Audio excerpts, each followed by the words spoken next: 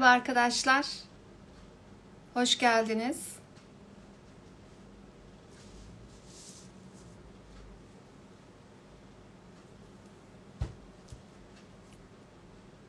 Evet. Merhaba Nuray. Bir saniye. Hoş geldin Mukaddesciğim. Bugün özellikle ilişkiler astrolojisini anlatmak istiyorum arkadaşlar. Umarım sesim iyi geliyordur. Yani böyle zor zamanlarda özellikle ilişkiler üzerine konuşalım istiyorum. Hoş geldin Arzu. Astroloji sayfam.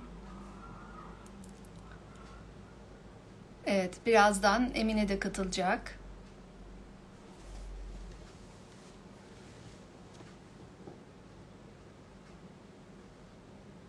Gülsüm, hoş geldin.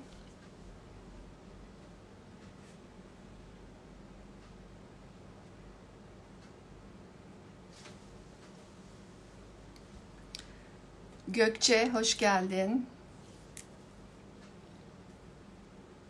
Evet, Emine de katıldı. Hoş geldin Emineciğim.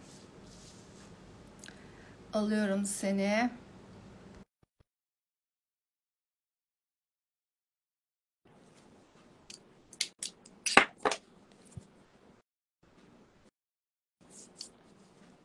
Evet, Emine olmadı mı? Heh, geldim. Merhaba. Merhaba, iyi akşamlar hepinize. Akşamlar. Sesim geliyor değil mi? Sorun yok. Yok, Tamam. çok güzel geliyor hocam. Sesin çok güzel Evet. geliyor. Yunanistan akşamları nasıl? İşte Çok güzel. Yunanistan'dan merhaba. Evet. Biraz sonra arkadaşım da gelir. Evet. Katılır, Yunanca bir şeyler söyler inşallah. Evet. Evet. Evet. Bize biraz istersen Yunanistan ziyaretinden bahseder misin? Özellikle bu aile dizilimiyle ilgili şifa çalışman çok çok kıymetli bence ve çok önemli. Bu konuda anlatmak ister misin önce giriş olarak Emine? Evet hocam. Ben Yunanistan'a anne tarafının atalarını ziyaret etmeye geldim. Hem dedemin köyünü hem de anneannemin köyünü buldum, araştırdım, buldum. Burada Yunan konuşan arkadaşım var, çocukluk arkadaşım. Yardımcı oldular.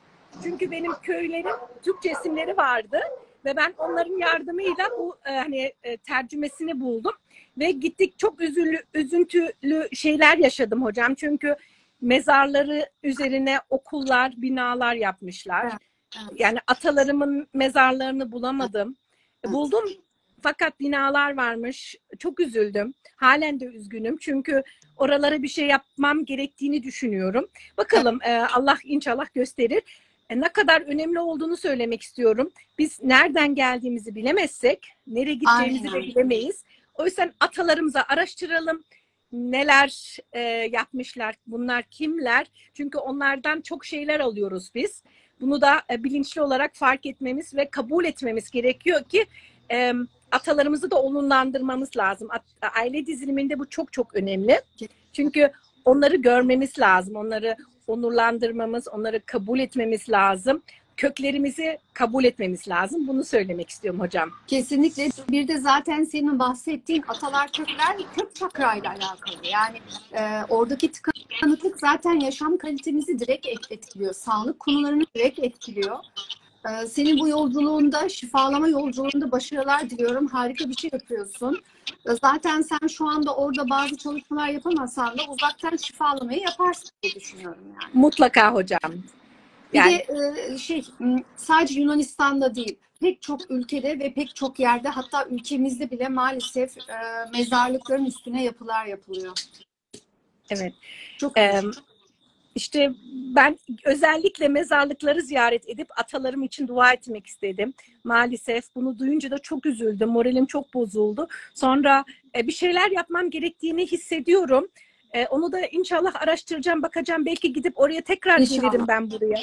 Hani oraya belki bir anıt yapmak, bir ağaç dikmek, onu yapmak istiyorum. Çok anlamlı olur ya. Bir ağaç dikmen var ya, o kadar anlamlı bir şey ki ya. Tekrar geleceğim hocam. Tek bir kezdik bir yer değil burası. Ben kendimi ana vatanımda gibi hissediyorum. Her gittiğim yerde bana Türkçe merhaba deyip bana hatırlatımı soruyorlar. Gerçekten Türkiye gibi burası. Çok Zaten öyle, Yunanistan Türkiye gibi yemeklerde dahil yani. Hocam bugün Selanik'ten geldim. 5 dakika önce geldim. O yüzden böyle biraz şeyim yani, koştura koştura geldik. Evet. Biz bugün atamızı ziyarete gittik. Evet. Atatürk'ün doğduğu evdeydim bugün. Orası da çok duygusal bir yerdi. 2 Evet. gün Selanik'te geçirdim. Herkese de öneririm. Gidin, atamızı ziyaret edin, dua edin. Evet, muhteşem insan. Kendi doğduğu toprakları maalesef kurtaramadı. Bize bu ülkeyi emanet etti. Evet. Aklıma Hocam bir geldikçe de bir üzülüyorum şey ben, daha, Atatürk'ün hikayesi konusunda, o kısımda çok üzülüyorum. bir şey eklemek istiyorum. Ben hani fazla ilgilenmedim. Fakat buraya geldim geleli bu konularla mübadele konusu, bu Evet, 1923'te ne olmuş, evet, Lozan Anlaşması'nı falan daha derinden araştırdım. Gittiğim yerde hep böyle Türkler var, Türk eserleri var, Türk isimleri var. O yüzden benim için de buraya gelmek, böyle bir şeyleri, yani Türk tarihini araştırmak bana da çok iyi geldi. Hem çok güzel bir şifa oldu, yani böyle biraz, nasıl kesinlikle. desem, bana şey diyorlar, sen Türk değilsin, sen Yunan'a benziyorsun, ama benimle Yunanca konuşuyorlar çünkü burnum, evet, Yunan burnum var benim, annemden kalma. Olabilir, doğru söylüyorsun. Genetik her şey olabilir, neden olmasın? Ya işte aslında hangi ülkeli olduğun önemli değil ki. Yani sonuçta dünya vatandaşıyız, insanız. Aslında hepimiz insan olmaya geldik, değil mi? Bir insan olmayı becerebilseydik, tek püf noktası buydu. Yani ne din, ne ırk, aslında bunların hiçbirinin bir önemi yok ki. Sadece insan olup birbirine insanca yaklaşmak. Aynı dine, aynı mezhebe, ne bileyim, aynı kültüre, aynı memlekete sahip olup da canını acıtanlar yok mu? Var. Yani aslında olay ülke, etnik köken vesaire değil. Olay insan olabilmek. Herkese Allah nasip etsin insan olabilmeyi. Hocam bir şey daha ekleyebilir miyim? Biz hep bunu bir taraftan bakıyoruz. Mesela ben hep şey dedim. Yani Türkler Yunanistan'dan Türkiye'ye gitmişler dedim. Fakat aynı şekilde de Tabii ki Türk dilden, İzmir'den. Evet. yani onu, Aynen. onu düşünemedim ben. Şimdiye kadar bunun farkında değildim ben. Tabii Gerçekten bunu tabii. buraya gelince fark ettim. Kurtuluş Savaşı'nda, İzmir kurtuluşunda, İzmir'in kurtuluş mücadelesinde 9 Eylül'de İzmir kurtuldu biliyorsun. O sırada tabii bu Kurtuluş Savaşı öncesi İzmir'e Yunanlılar yerleştiriliyor. Etnik Yunan nüfusunu arttırılmaya çalışılıyor. Osmanlı halkına, Türk halkına orada eziyetler oluyor ve Atatürk girdiği zaman ben size savaşmayı değil, ölmeyi emrediyorum dediği o emirle Türk ordusunun girdiği zaman her yeri Yunanlar yakıp yıkıp İzmir'i, benim dedem de o zamanlar çocukmuş, 5 yaşlarında, e, çok iyi hatırlıyor o şeyleri, konuları falan, Atatürk'ü falan görmüş. Yani o zaman Yunanlar, ben de tabii aile köklerim İzmir'den, o zaman her yeri yıkıp yıkıp gitmişler. Yani her yer yanık içerisinde, yıkılmış içerisinde bir İzmir bırakıp gidiyorlar.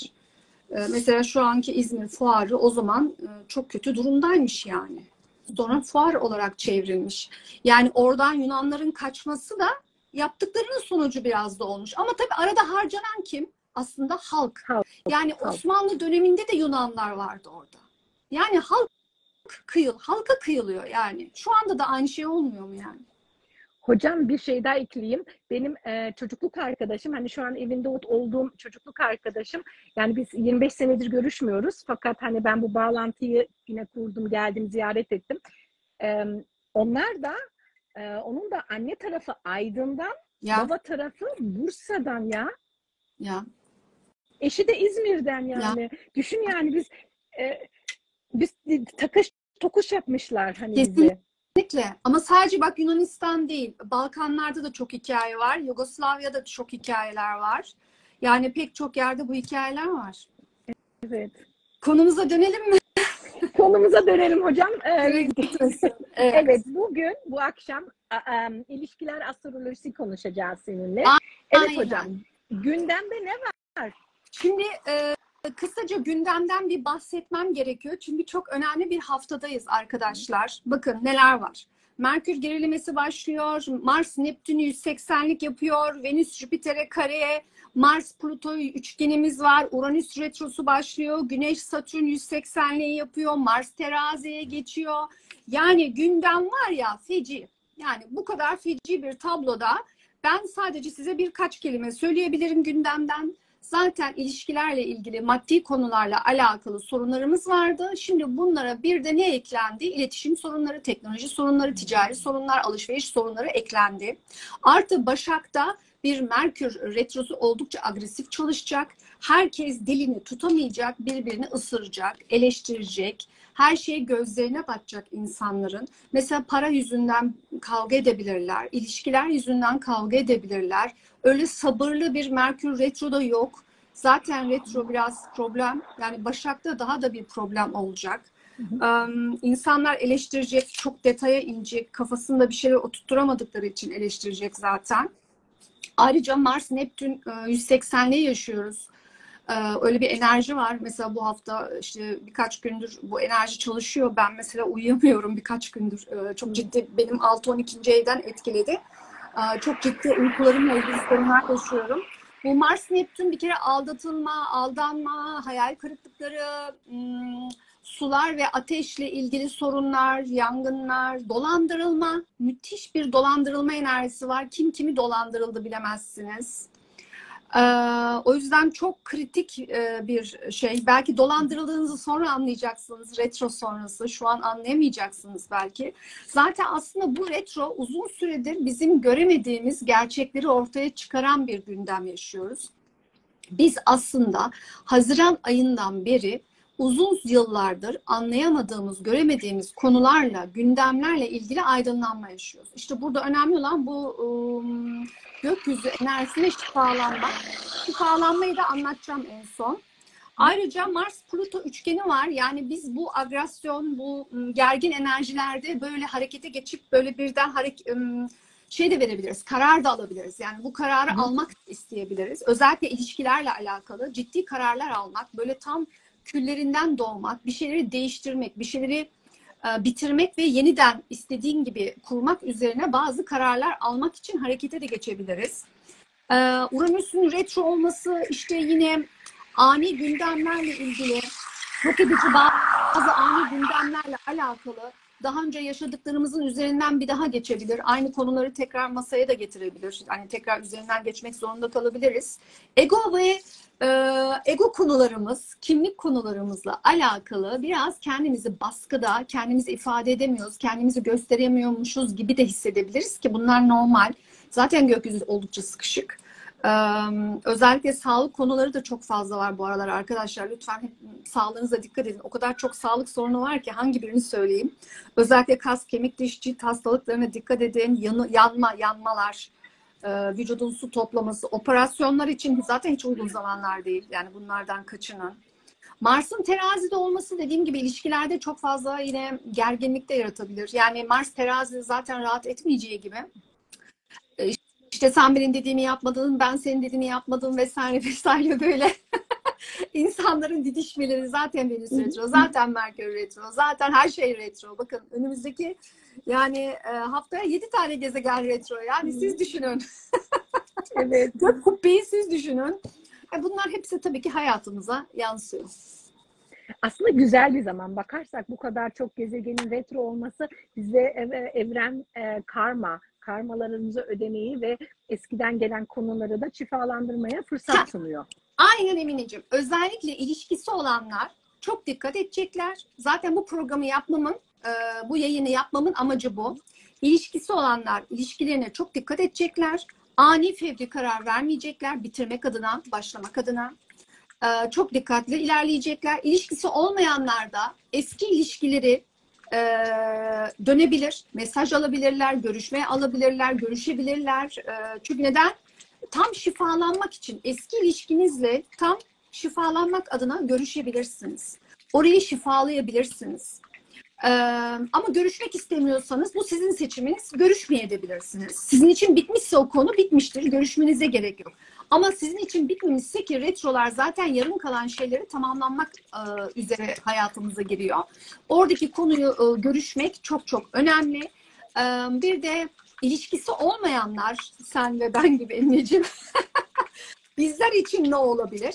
Bizler için de ilişkisi olmayanlar için de arkadaşlar tamamen kendimizi yine geçmiş ilişki tecrübelerimizle alakalı, finansal kararlarımızla da alakalı olabilir. Kendimizi şifalamak. Kendimizi nasıl şifalayacağız? Bu konuya da biraz değinmek istiyorum. Arkadaşlar, hayatınızda kim varsa geçmiş ilişki olarak lütfen herkesle bağ kesme çalışması yapın. Bağ kesme çalışması yapmazsanız ilişkilerinizde, tabii önce helalleşin. Helalleşmek en önemli konu. Önce helalleşin. O kişiyle yüz yüze görüşüp helalleşebiliyorsanız helalleşin. Helalleşemiyorsanız yüz yüze görüşmek, ama bazen bazı insanlar ters olabiliyor. Onunla tekrar görüşmek istemeyebilirsiniz. Hatta helalleşmeyi bile anlamayanlar var, biliyorsunuz. O zaman onu kafanızda imgeleyerek arkadaşlar, o kişinin karşınızda ruhsal bedenin olduğunu imgeleyerek helalleşeceksiniz. Karşınıza alacaksınız. Teşekkür ederim senin bana öğrettiklerin için, bana kattıkların için diyeceksiniz. Kabule geçeceksiniz.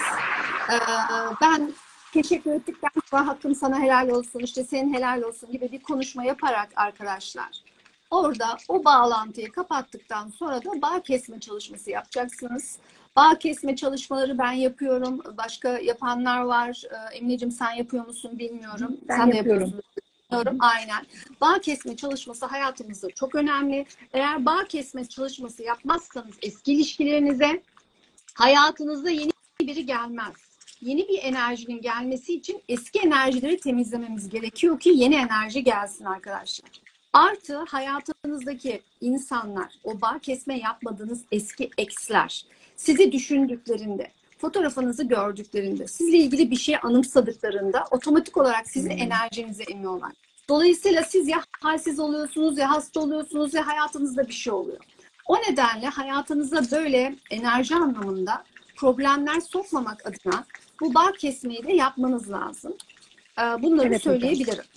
Bir de bir şey daha eklemek istiyorum. Bu da çok önemli. Venüs biliyorsunuz hem aşk hem para demek. İlişkilerde size bir tüyo vermek istiyorum. Mesela hayatınızda birisi var. Hayatınızda olan o kişi size ne kadar maddi konularda harcama yapıyorsa, yani size cimri davranmıyorsa mesela, emin olun aşkta da cimri davranmaz. Ama o kişi size maddi konularda cimri davranıyorsa emin olun size sevgisini gösterme, aşkını göstermede de cimri davranacaktır. Çünkü Venüs hem aşk hem para demek.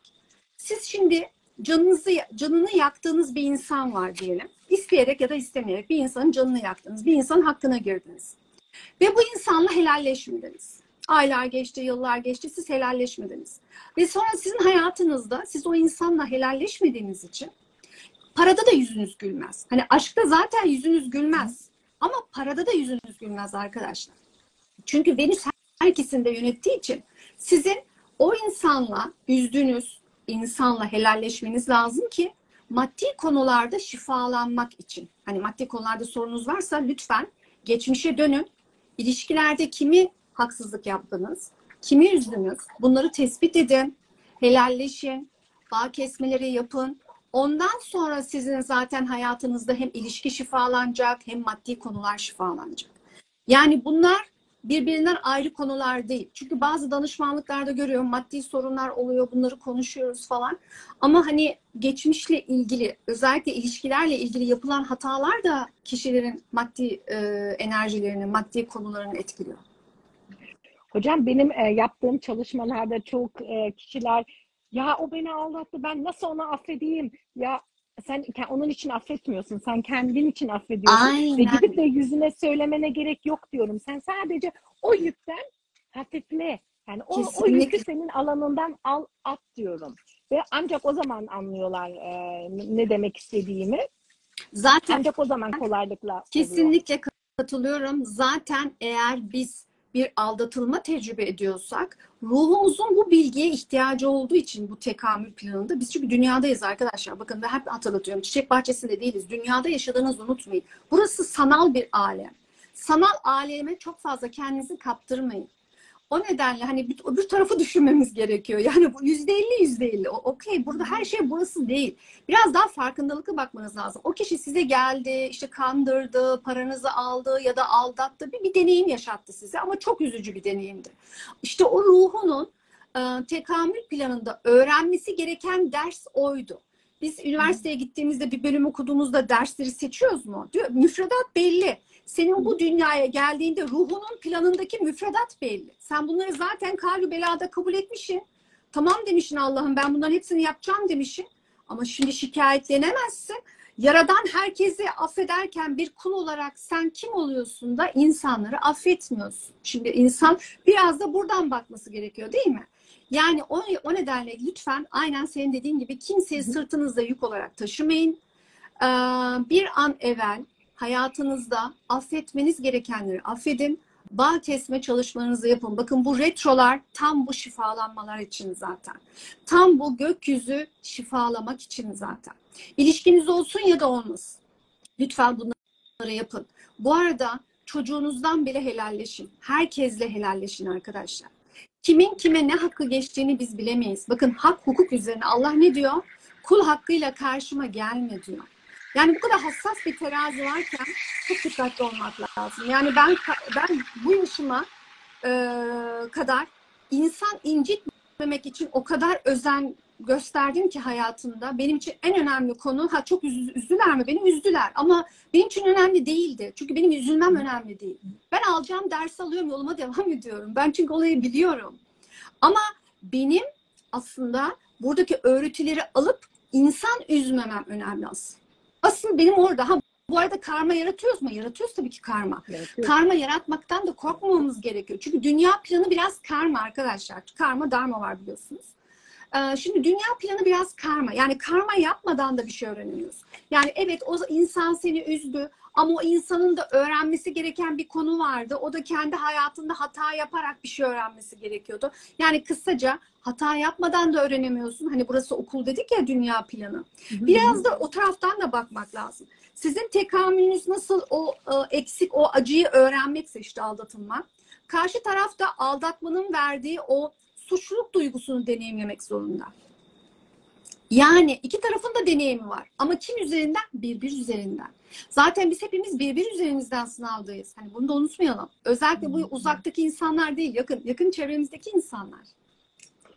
Ben danışanlarıma şey diyorum, biz bir oyun oynuyoruz ve o bizim oyun arkadaşımız. O bana yapması lazımdı ki, o beni gelip iteklemesi lazımdı, o beni gelip cimciklemesi lazımdı, o benim saçımı çekmesi lazımdı ki ben onu yaşamam gerekiyordu, o acıdan geçmem gerekiyordu. Onu fark edeyim. Aynen. Evet. Kesinlikle. Ben de. Kesinlikle. Evet. Bu ilişkilerde şimdi hocam, şey dedik hani ilişkilerde biz hani ilişkiler astrolojisinde neler görebiliriz? Şimdi hani evet, ilişkiler astrolojisi danışmanlığında. Evet. Bu ilişkiler astrolojisi dediğim zaman arkadaşlar iki tane orta bir konuda yatırım yapan iki kişinin, mesela haftaya da zaten finansı konuşacağız. Finansal astroloji, o da çok önemli. Orada da bilgiler vermek istiyorum. Artı işte anne çocuk, işte kardeşler, sevgililer, evli çiftler, herkes arasında sinastri yapabiliriz. Yani herkesin ilişkiler astrolojisinde bir konusu var, tamam mı? İlişki dediğimiz zaman ki gündemimiz ilişkiler, bütün ilişkilerimizi kastediyorum. Yani sadece aşk, sevgili falan, işte evlilik, karı koca falan düşünmeyin lütfen. Bütün ilişkileri içine koyacaksınız. Genel düşünmenizi istiyorum. Ve bir haritaya baktığımızda, iki kişinin haritasına baktığımızda birbirlerine hayatta neylere katkı sunuyorlar?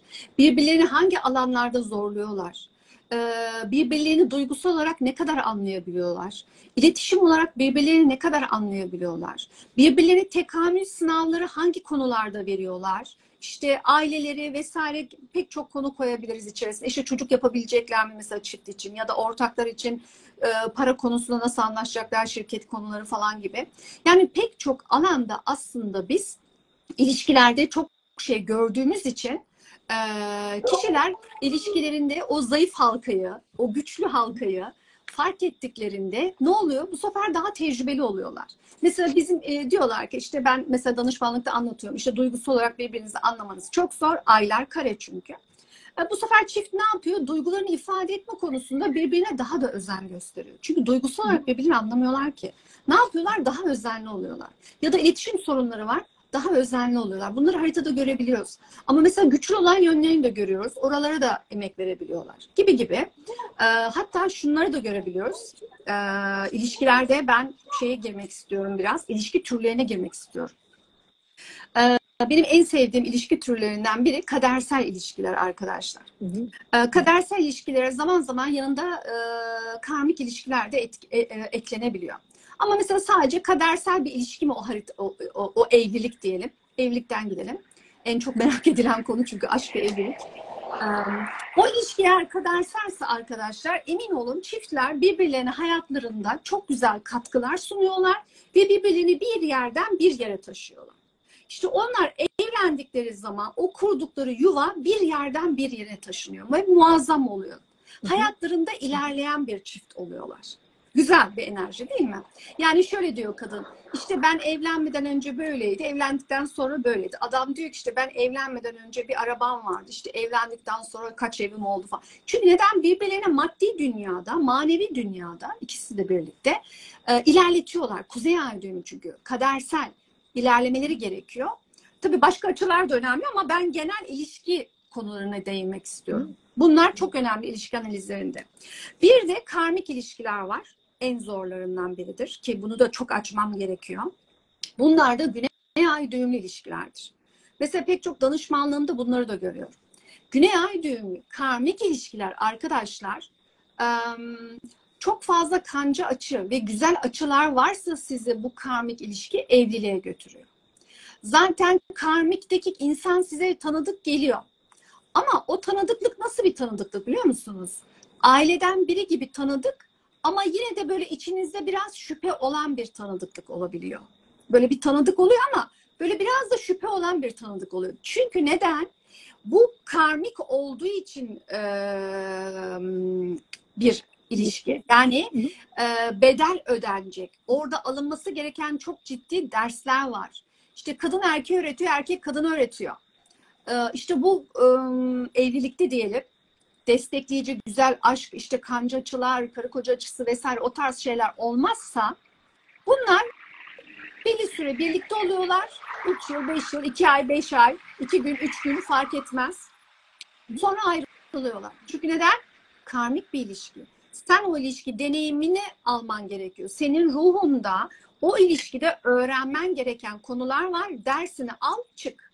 Hani ben söylüyorum mesela bazen diyor hani işte sırf evlenmek için düşünenler var. Ciddi ilişki düşünenler var. Şimdi danışmanlıklar ayrılıyor. Ciddi ilişki, aşk nasıl istiyorsa hani o konuyu anlamaya çalışıyorum tabii ki. Şimdi ciddi ilişki isteyen bir insan için hani öyle de bir potansiyel yoksa bunu çok iyi bilmesi gerekiyor. Ama hani illa ciddi ilişkide düşünmüyor. Ha düşünse de belki olabilir ama çok hoşlanmış, işte çok seviyor, işte bir şey yaşamak istiyor. Tabii ki yaşayacaksın. Zaten yaşa. Sistem sana yaşama demiyor ki. Karmik ilişkini yaşa. Çünkü neden yaşa? İşte o ilişkide öğrenmen gereken bir şeyler olduğu için o kişiyle o ilişki deneyimini alabilirsin. Ama ayrılınca da buna takılma. İşte mesela bağ kesme çalışmaları yapılması gerekenler birinci sırada. Karmik ilişkiler. Şey yapacaksın, helalleşeceksin, affedeceksin, bağ kesme çalışması yapacaksın. Karmik ilişkilerle enerjini keseceksin. Öğrendin, aldın cebine, yoluna devam edeceksin.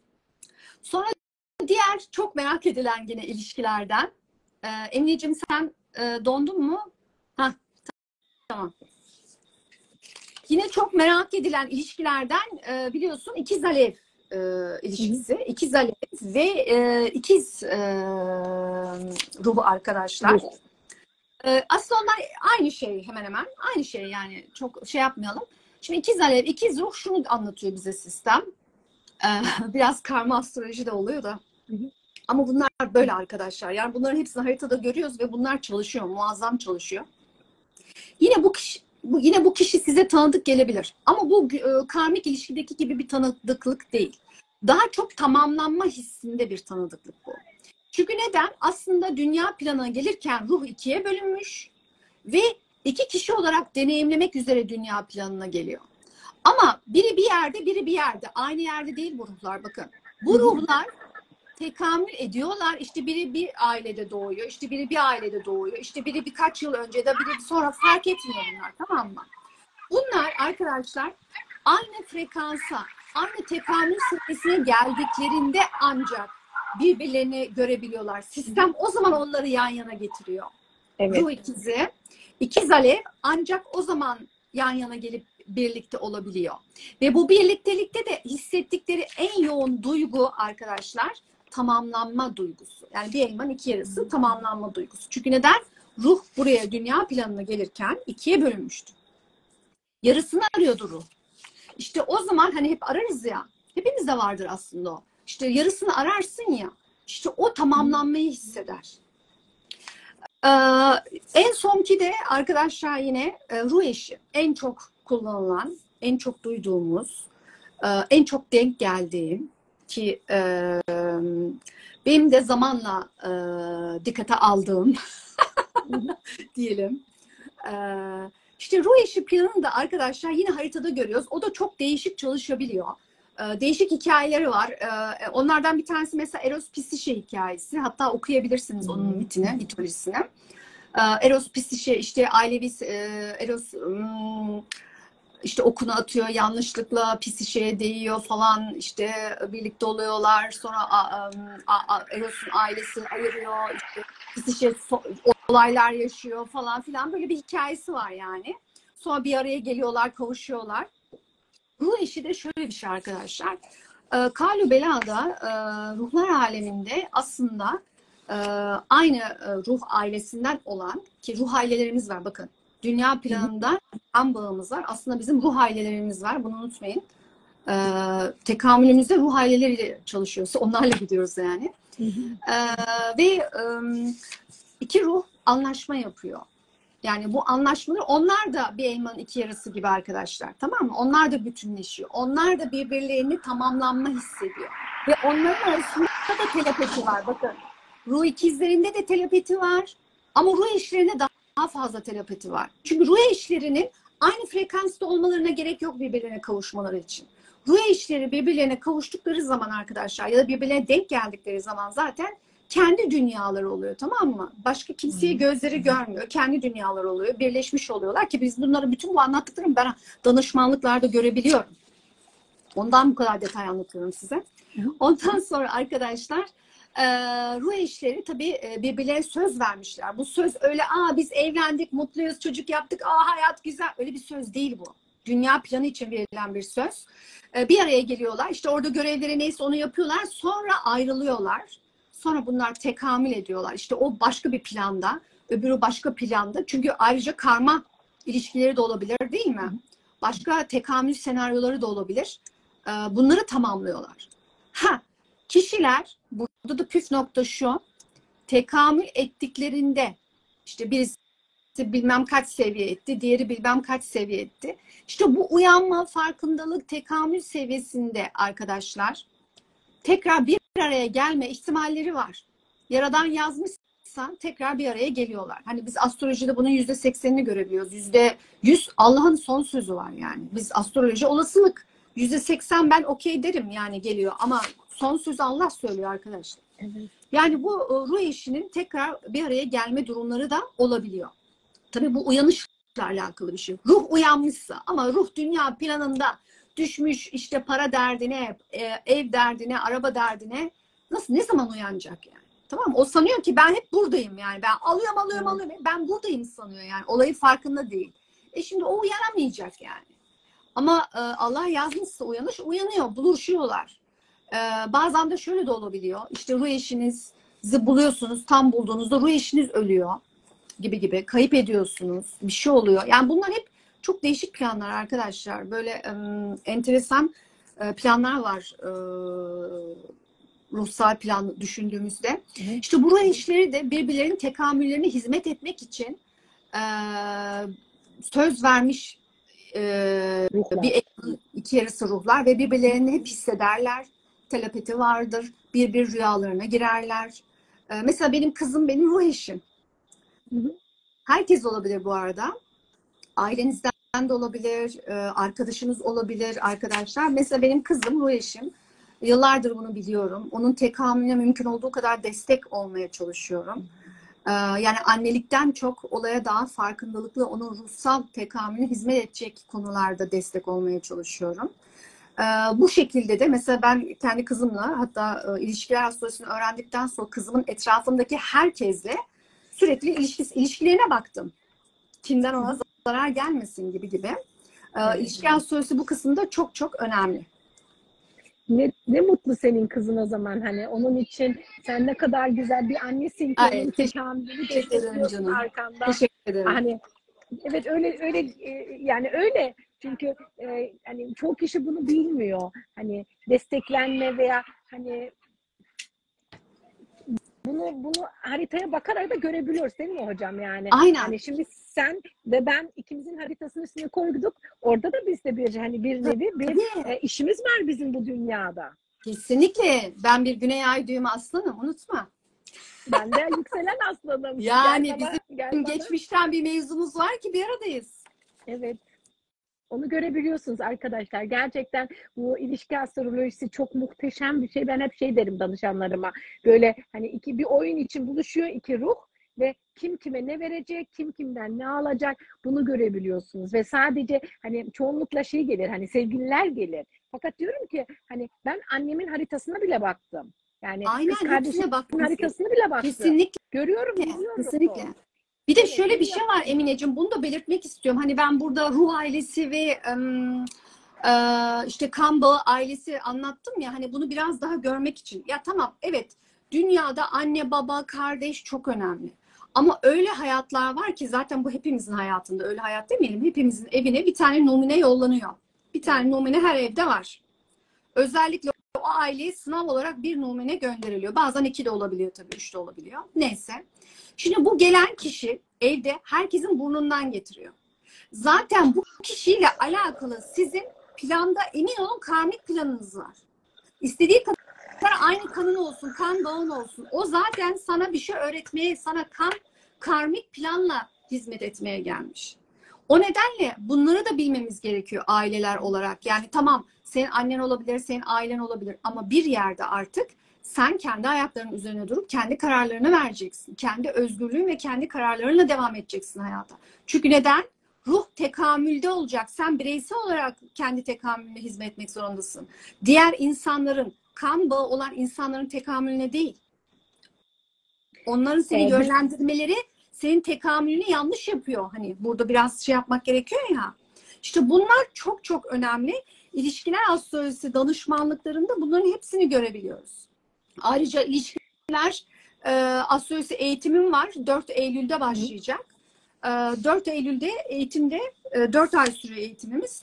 Biz bu konuları çok çok işliyoruz zaten. Ve bu konuları özellikle öğrenci haritalarıyla, işte ailesi olabiliyor, arkadaşı olabiliyor, sevgilisi, eşi olabiliyor. Öğrenci haritalarıyla bunları çok detay çalışıyoruz zaten arkadaşlar. Hocam ben mesela tanıdığım yeni bir insanın haritasına hemen bakarım yani. Çok meraklıyım. Hani der bir bakayım diyorum. Sonradan da hemen görüyorum. Bu insanın mutlaka benim hayatıma girdiyse ve benimle bir iş yapacaksa danışanlarımdan bile bakarım ben. Aynen. Görüyorum. Tamam, bak bu benden bunu alacakmış. Ben ondan bu bilgi. Hani mesela danışanlarımda bazen görüyorum. O benden bilgi alacakmış. Ben ondan para alacakmışım diye görebiliyorum. Tabii. Zaten ben de öğrencilerimi haritalarına bakarak almaya çalışıyorum. Kesinlikle aynen. Danışmanlık, işte ne bileyim, eğitim alanında haritalar çok önemli. Yani insan kaynaklarında bir astrolog vardı. Şimdi adı aklımda değil. İnsan kaynaklarında astroloji kullanarak çalışıyor. Ve o kadar önemli bir şey ve doğru bir şey ki. Çünkü herkesin kader planını kalkıp her yere koyamazsın. Her yerde çalışamaz o kişi. Herkes kendine uygun yetkinlikte bir bölümde, bir yerde çalışmalı. Hocam biz 2 tane arkadaş soru sordu. Onu sorayım da hani aradan kaynamasın, gitmesin. Bir arkadaşımız Kadriye Derin, o da benim kuzenim sayılır. Ankara'dan merhaba. O şey sormuş. Terazi ve akrep nasıl anlaşılır? Şimdi yan yana olan burçlar anlaşıyor arkadaşlar. Aslında 30'luk var. Birbirlerini görmüyorlar ama anlaşıyorlar. Tabii detaylı harita bakmak lazım. Bakın ben sadece güneş burçları büyük ihtimalle bunlar. Güneş burçlarına göre anlaşıyor diyorum. Ama tabii şimdi birbirlerini görmeyen iki burç olduğu için özen göstermeleri gerekiyor. Çünkü neden? Birbirlerini görmüyorlar. Görmedikleri için birbirlerini kendilerini göstermek için özen göstermeleri gerekiyor. Süper bir anlaşma yok. Emek verilmesi gereken bir anlaşma. Ama harita detaylı analizde ilişkilerde Güneş, Ay önemli, Venüs, Mars önemli, Merkürler önemli değil mi? Satürn çok çok önemli bir ilişkinin sağlamlığı ve uzun sürmesiyle alakalı konular, bilgiler veriyor gibi gibi çok fazla gösterge var yani. Yani iki tane hani Güneş burcuyla aslında bir yorum yapamayız doğru dürüst değil mi? Daha Kesinlikle. çok derine bakmak Tabii, lazım. tabii o yüzden diğer göstergeleri de anlatmaya çalıştım kısaca. Evet. İkinci sorumuzda Münevver diye bir arkadaşımız bunu Almanya'dan sordu. O da bir ilişkide mücadele etmek zorunda mıyız diye sormuş. Hello. Yani Hallo, evet. Münih'ten. Tamam, von München. Münih'ten. Ya Tamam. von München. Şimdi ilişkide mücadele etmek zorunda mıyız? İşte ilişkiler astrolojisi bize bunu söylüyor. Yani bu ilişki diyor senin karman, yaşa ve bırak git. Arkaya dönüp bakmana gerek yok. Bu senin ruh eşin. Biraz daha dikkatli davran. Daha farkındalıklı bak ilişki gibi gibi bilgi veriyor. Ama haritaya bakmadan emek verecek misin, vermeyecek misin bilemem. Bu kişisel bir tercih oluyor. Kişi eğer orada bir duygusal bağ hissediyorsa bence onu yaşamalı zaten değil mi? Hani orada bir duygusal bağ hissediyorsun ki tabii kendi saygınlığını yok etmediğin sürece. Yani bir kadın ilişkide kendi kadın olarak saygınlığını yok etmedikçe orada bir duygusal beslenmesi varsa tabii ki yaşayabilir. Ya da bir erkek kendi saygınlığını yok etmediği sürece oradaki duygusal beslenmedeki tabii ki kalabilir. Ama bu saygınlığı yitirmişse işte haritalarda bakılmamışsa zaten bence çok daha fazla zarar görmeden hani orada alma verme dengesi çok önemli arkadaşlar. Bakın tüm ilişkilerinizde ben çocuğumla olan ilişkimde de alma verme dengesini çok önem veriyorum. Yani ben bu yayının başından beri neler neler söylüyorum değil mi? Helalleşin, bağ kesme yapın. Bakın şimdi en önemli madde alma verme dengesi. Çünkü neden? Siz kendi enerjinizi korumakla mükellefsiniz. Enerjimizi koruyacağız arkadaşlar. Enerjimizi korursak eğer kaliteli bir hayat yaşayabiliriz. Yaşam kalitemiz artar.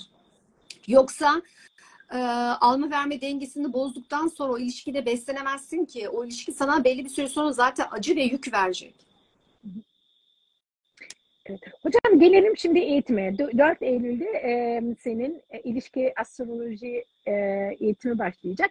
Kimler almalı bunu veya bu astroloji hani ilişki astrolojisinde hangi konuları ele alınacak? Şimdi ilişkiler astrolojisinde bir kere temel seviye astroloji eğitimi almış olmak gerekiyor. Çünkü biz neden? İlişkileri masaya yatırıyoruz. Tüm ileri tekniklerle birlikte bakıyoruz. Yani astrolojide gördüğümüz bütün ileri tekniklerle birlikte bakıyoruz. Hatta astrokardografide bile ilişkiler bakıyoruz yani. O nedenle kesinlikle temel seviye astroloji bilgisine hakim olması lazım ki hani ben derste anlattıklarımı hemen kapabilsin kişi. 4 ay sürüyor dediğim gibi. Derste ben zaten örnek haritalar yerine öğrenci haritalarıyla çalışıyorum. Çünkü birebir insan kendinden daha iyi anlıyor. Kendi haritalarından daha iyi anladığı için konuyu daha da kolay öğrenebiliyor. Bu şekilde. Evet. Bir tane arkadaş sormuş. Okuyorum uzun bir soru hocam. Dilimde bırakmak istiyorum ama yüreğimde bırakamıyorum bir türlü. Kendimce bıraktım. Bitti diyorum. Ama rolünde olmuyor. Evet. Şimdi ben bunun için bir şey söyleyebilir miyim? Tabii. Mesela arkadaşlar birine önce bağ kesmeye de önce helalleşsin. İster yanında, ister o yokken. Çünkü ruhundan helalleşmesi gerekiyor. Anlatabiliyor muyum? Sonra bağ kesme çalışması yapsın ve takip etsin. Bağ kesme çalışmasından sonra kendindeki değişiklikleri takip etsin. Kendine zaman versin. 1 hafta, 2 hafta. Baktı olmuyor, tekrar bağ kesme yapsın. Böyle 3 kere bir denesin. O bağ kopuyor mu, kopmuyor mu? O bağ kopmuyorsa bilin ki arkadaşlar burada bir ikiz alev, bir ruh eşi bağlantısı var. Emin olun yani. Bakın bunların bağı kopmuyor, kesilmiyor yani. İstediğiniz kadar bakın, ben kaç kere denedim. Bağ kesme çalışması olmuyor. Bağ kesilmiyor. Sürekli o kişi sizle birlikte yaşıyor. O nedenle ama şeyde oluyor. Karmik ilişkilerde bağ kesme yapıyorsunuz ve o iş bitiyor yani. Arkanızda. Aklınıza bile gelmiyor. Artı bu tekniğin dışında da tabii ki danışmanlık öneririm.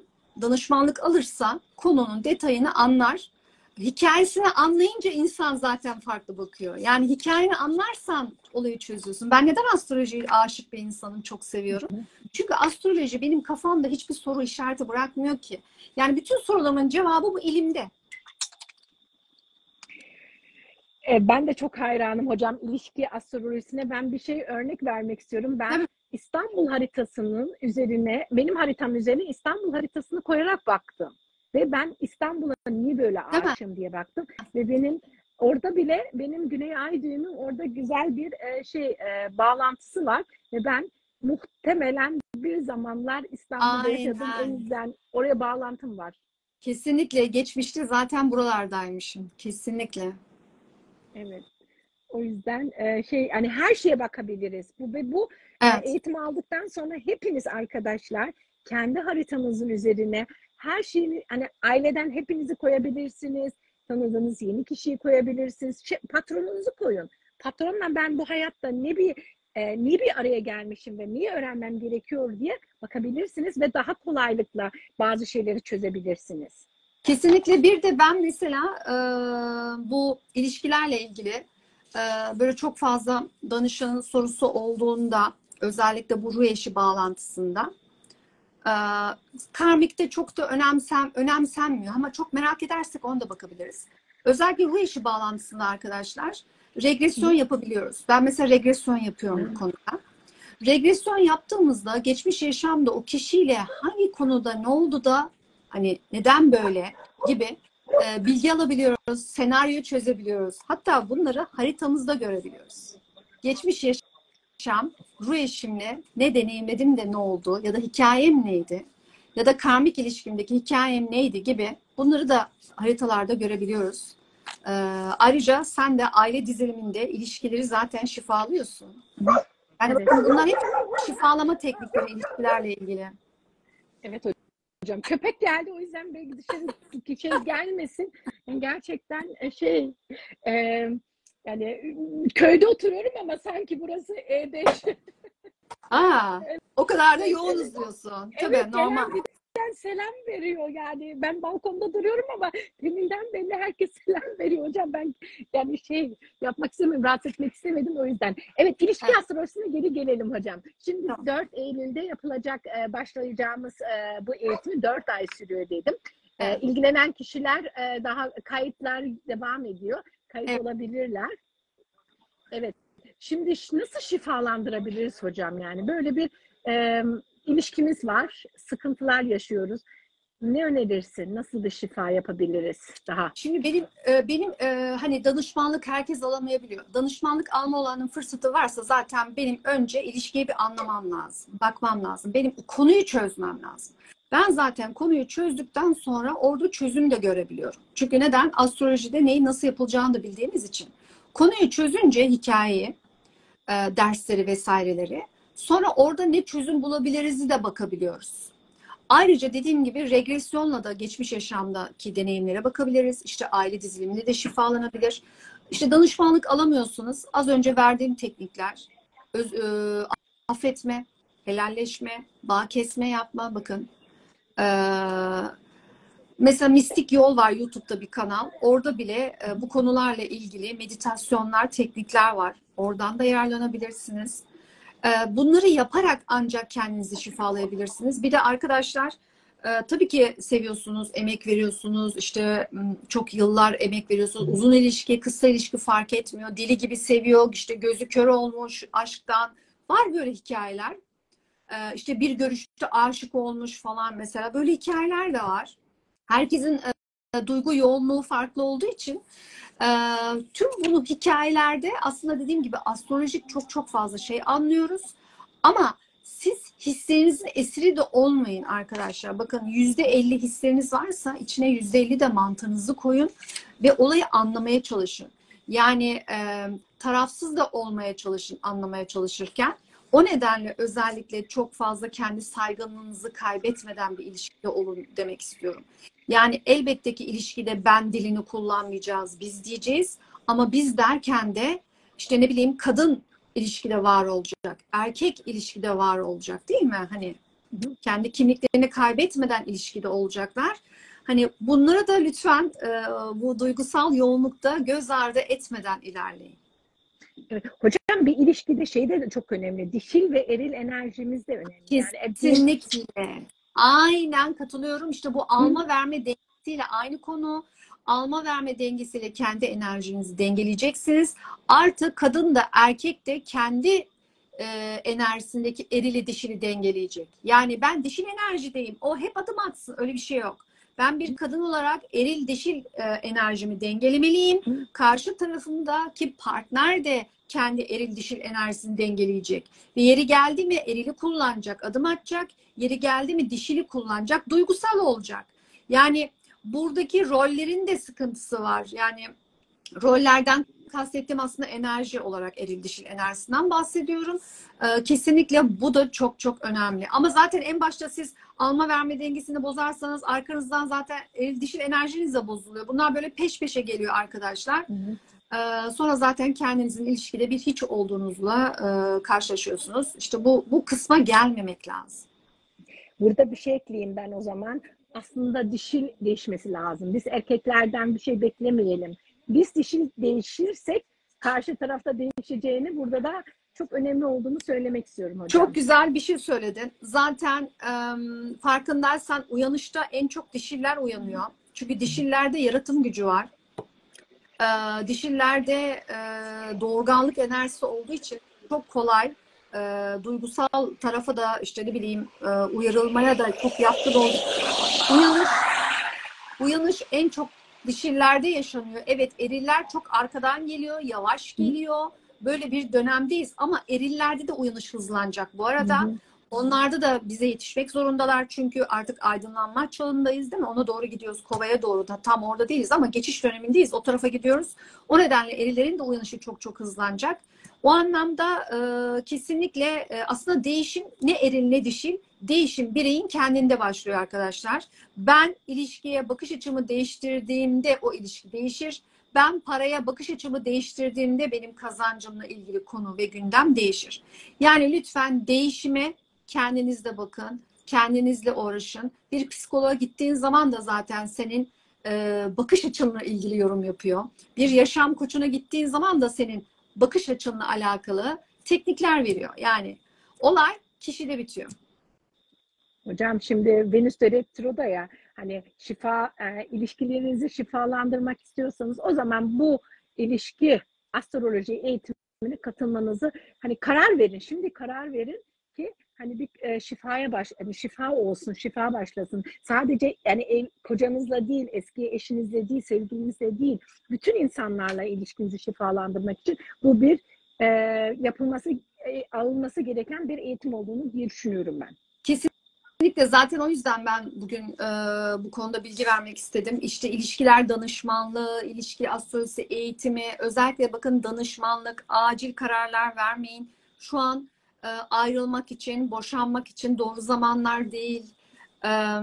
Daha önceden zaten içinizde kuşkular, şüpheler varsa okey, olabilir. Bir de dediğim gibi görmediğiniz çok şeyi bu dönemde göreceğiniz için daha önce de kuşkunuz varsa onlar da önünüze döküleceği için tamam, ayrılabilirsiniz. Ama hani böyle ufacık tefecik şeylerden bu tarz konulara, gündemlere gelmeyin. Çünkü bakın gökyüzünü anlattım en başta. Gökyüzü yani of of. Yani biz şu anda birisi ağzını açsa alınacak durumdayız yani. Öyle değil mi? Yani. Evet. Yani hocam, herkes birbirine alınacak. Herkes birbirine ters yapacak durumda yani. Evet. Merkür retro benim seyahatimi istediğim şekilde yaptırmadı. Gördün mü? Ben halen buradayım. Bir hafta oldu ben geleli. Aslında 3 gün kalıp devam edecektim. Fakat akışta kalmak lazım. Aynen. Ki retroda akışta olacaksın zaten. Hı hı. Evet. Meral hocam Sinasya Astroloji'de üstüne yok diyorum diye bir arkadaş. Teşekkür Evet ederim. Remda. Teşekkür Evet ederim ben de. Renacığım. Evet çok teşekkür ederiz. Ben de katıldım. Ben de aldım senden bu eğitimi. Sen inan en son bilgiye kadar veriyorsun. Çok güzel veriyorsun. Çünkü hoşuna Teşekkür gidiyor. ederim. Sen bunu Evet. eğitim vermek senin hoşuna gittiği için Evet. her şeyi veriyorsun bize. Ya steryum olunca bilgiyi akıtmak gerek. Evet. Sonuna kadar bilgi. Sonuna kadar bilgi. Evet, bakalım daha soru geldi mi? Yukarılara doğru geri tekrar devam etmek istiyorum. Evet, bir arkadaşımız teşekkür etmiş. Onun sorusuna cevap vermiştik ve bağ kesmek için seninle iletişime geçeceğini söylüyor. Senden yardım alacağını söylüyor. Tabii ki. Birisi de bir arkadaşımız Gat, Juno, Güneş, Pluto, bir de ikizlerde 4. evde kavuşum nedir diye sormuş.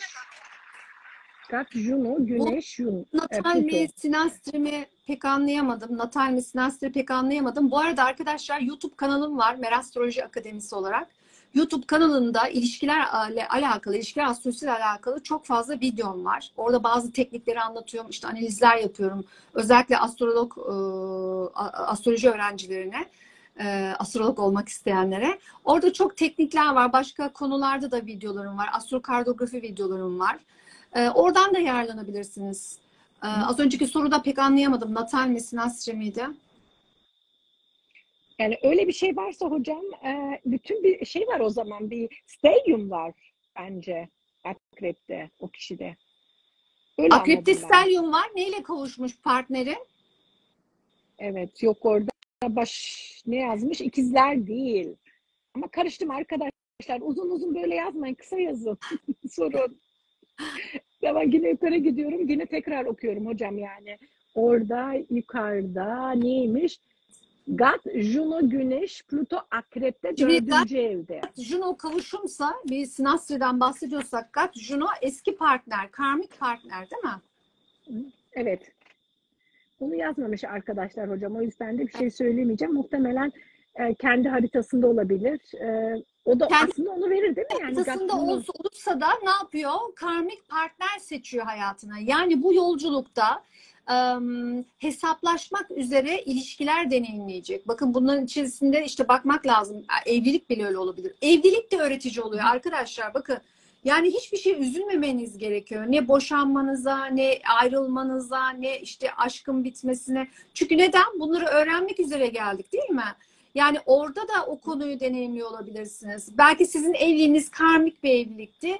2 yıl sürecekti, 3 ay sürecekti, 5 ay sürecekti. Sen oradaki bilgiyi alacaksın, yoluna devam edeceksin. Evet hocam. E, Bende mesela Gat Venüs kavuşumu var bir Aynen. dereceyle. Senle hep bunu konuşuyoruz değil mi? Yani her ilişkiden neler öğreniyorsun? Yani deneyimin bu Evet. yolda. Plan senin böyleyse bunun için ne yapabilirsin ki? Teşekkür edip yoluna devam edeceksin. Aldım devam ettim ve hepsine de Aynen, Allah yollarını açık etsin. Allah aynen, onları benden daha iyi etsin diyorum. Ne diyeyim yani. aynen, aynen. Evet.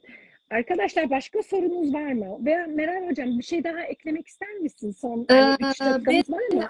her şeyi anlattım. Özellikle tekrar bu retrolara dikkat edelim. Hı. Ayın 18'ine kadar böyleyiz. Tamam mı? 18'inden sonra Venüs hala Aslan'da olacak. Ekim'de çıkıyor Aslan'dan. Ondan sonra da Başak'a gidecek zaten de. Ekim ayı da kolay bir ay değil. Koç terazi aksında tutulmalar olacak. Venüsyen tutulmalar. Yani aslında ilişkilerle ilgili evet çok çetrefilli bir dönemdeyiz ki Haziran'dan beri böyleyiz. Olay yıl sonuna kadar devam ediyor. Hani bunu da bilelim. Ha netleşe gidiyoruz. Yıl sonuna kadar konu oldukça hareketli gidiyor. O yüzden hani biraz daha akıl selim olmak gerekiyor. Hocam Çiğdem Hanım bir şey daha eklemiş. Progress'te 1. evde Ay Uranüs yay kavuşumu varmış. Ay Uranüs duygusal progreste Ay özel. kavuşumu. Wow. Progreste Ay Uranüs kavuşumu duygusal ani gelgitler verebilir. Annenin sağlık konularına dikkat etmek gerek. Yanında ne vardı Ay Uranüs'ün? Bir saniye tekrar yukarı şey yapayım. Progress'te 1. evde Ay Uranüs yay kavuşumunda. Ha yayda. Ha, Evlilik diyor. Evlilik verebilir. Özellikle Satürn kareliyor. Zor bir evlilik verebilir. Satürn transiti kareliyor oraya. Unutmayalım arkadaşlar. Zor bir evlilik. Sorumluluk veren bir evlilik olabilir. Bakın bir Jüpiter'de evlenmek var. Lay lay lom. Bir Satürn'de evlenmek var.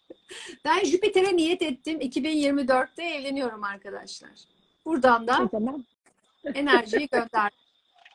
Ama hocam evlenmeden önce bizim bir kampımız var. Bunu da kısaca buradan söylemek ister misin? Kampları mı? Kamplar için Evet, ayrı bir yayın yapalım. Çünkü 2024 çok yoğun kamplarımız olacak. Evet, okey, aynen. Şimdi bir arkadaşımız daha sormuş. Erkeğin Eros'un, kadının Pşişesi ve ay kavuşumunda üzerinde ve kadının Eros'un üzerinde erkeğin ay Jüpiter kavuşumu ruh eşi mi yoksa Ay ruh ikiz eşi, alev ruh mi? eşi. Arkadaşlar ruh eşi bağlantısı var orada. O ruh eşi var. Bakın bunlar yolculuklarında ayrılacaklar. Sonra işte az önce dediğim gibi tekrar bir araya gelebilirler. Ayrılsalar da birbirlerini hissederler. Rüyalarda görürler. Telepatik bağları vardır. Kolay bir yolculuk değil yani. Ama kopamazlar. Bağları kopmaz. Anlaşmaları var çünkü. Evet. Çok güzel bilgiler hocam, böyle iki kişinin haritasına bakıp da Sinastri astrolojisinde bunu görmek çok muhteşem bir insan. Böyle bir ben o yüzden bu kişiyle bunu yaşadım diyor. Belki yaraları daha da kolaylıkla şifalandırıyor ve daha da farkındalıklı oluyorsunuz o kişiye karşı. Ya kendine acımasız olmuyorsun, ilişkine acımasız olmuyorsun, karşındaki insana acımasız olmuyorsun. Senin bir kader planın var tamam ama karşıdaki insanın da bir kader planı var. O da bu dünyaya onları yapmaya gelmiş. Yani sonra şapkanın önüne koyduğunda ne oluyor? Astroloji bilmenin faydaları. Ne oluyor bu sefer arkadaşlar? Kimsenin kimseyi eleştirmeye, yargılamaya, hakkında konuşmaya lüksü yok. Çünkü her birey kendi tekamülünde, kendi yolculuğunda. Hatta konuşursan da konuştukların başına gelmeden de gitmiyorsun. Evet, bir arkadaşımız şey yazmış. Gat Güneş kavuşumu her iki tarafta. Yani bu muhtemelen Sinastri'de yani. Karmik partnerler, karmik partnerler. Zor. Evet. Bak o zor. Yani ciddi ego savaşları olan bir ilişki. Egoyu ıslah etmeli. Bakın aşkta gurur yoktur. Lütfen aşkta gurur yapmayın. Duygunuzun, aşkınızın kıymetini bilin. Ona sahip çıkın, onu besleyin. Değil mi? Aşka, bakın Allah'ın lütuflarından biri aşk. Onu dünya planında harcamak, ego yapmak, işte ne bileyim menfaatler için kullanmak, bu tarz şeyler yapmayın. Yanlış. Hayatınıza sürekli insanlar almayın. Hayatınızda illa biri olmasına gerek yok. Bakın bunlar yanlış. İlişki olsun diye ilişki, evlilik olsun diye evlilik. Hayır, yapmayın. İşte bunları yaptıkça hem enerjiniz gidiyor arkadaşlar. Enerji vampirleri enerjilerinizi emiyor. Hem kendi kadersel planınızı yanlış yerlere sokuyorsunuz, karmalarınızı arttırıyorsunuz. Halbuki insan bağ kurduğu, hayatına soktuğu kişilerle çok çok seçici olmalı. Herkesle bağ kurmamalı. Bunlar çok önemli. Hocam bir de ruh parçacıkları bırakıyoruz ve alıyoruz karşı taraftan. Onu diyorum. Evet. Unutmayalım. Kalıntılar. Bir de ne var? O kişinin üzerindeki başka blokajları bilemiyorsun ki. O blokajlar da sana transfer olabilir. Evet. Bir de bu taraf var. Evet. Evet. Çok zor diye yazmış. Evet arkadaş. Çok zor. Allah kolaylık versin. Amin. Başka. Evet hocam. Başka bir şey daha ekleyelim mi? Yoksa saat oldu. Aynen. Evet, programımızda sıkıntı olmasın. Herkese iyi akşamlar diliyorum arkadaşlar. Haftaya finansı konuşacağız. Parayı konuşacağız. Bakın parayı da bu şekilde konuşmak istiyorum. Çünkü parayla da ilgili yanlış konular var. Artı birkaç tane Bitcoin haritası bakmayı planlıyorum. Ethereum bakacağım. Belki XRP bakarım. Birkaç haritaya da bakmak istiyorum. Kriptolara da bakmak istiyorum. İşte altın haritasına da bakacağım. Birkaç bilgiyle de gelmek istiyorum size finansal anlamda. Haftaya görüşmek üzere. İyi akşamlar. O zaman İstanbul'dan görüşmek ümidiyle hocam. Görüşürüz. İyi akşamlar Yunanistan'a arkadaşlar. küçükler yolluyoruz. Evet, Yunanistan'dan herkese selamlar. Bay bay.